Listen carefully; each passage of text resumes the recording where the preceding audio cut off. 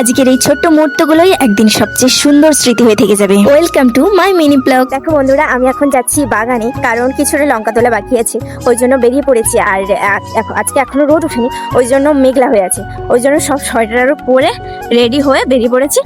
আর এখন যাব বাগানের দিকে।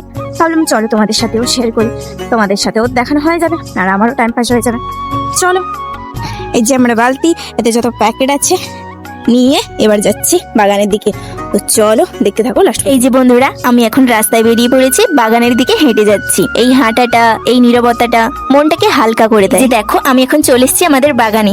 আর এই যে ছোট্ট ছোট্ট আলু গাছগুলো দেখেছো কত সুন্দর বড় হয়ে গেছে। এরপর চলে এলাম লঙ্কা বাগানের কাছে, কিছুটা তোলা বাকি ছিল, ওই জন্য আজ চলে এসেছি। লঙ্কাগুলো তুলে নি। এই লঙ্কাগুলো কিন্তু খুবই ঝাল, তোটাই ঝাল যে একটু আগে চোখে লেগে গিয়েছিল লঙ্কা তুলতে তুলতে। এই হচ্ছে গ্রাম্য জীবনের রিয়েল এক্সপিরিয়েন্স। লঙ্কা তোলা কমপ্লিট। বাড়ি যাওয়ার আগে যা যা দরকার, যেমন ওলকপি, টমেটো, মূলো সব তুলে নিলাম এক এক করে। তুলে বালতিতে ভরে নিয়ে এখন যাব বাড়ির দিকে। আজকের মতো এতটুকুই। মাটির গন্ধ, পরিশ্রম আর আজ খাবারের আনন্দ, এইটাই তো আসল সুখ।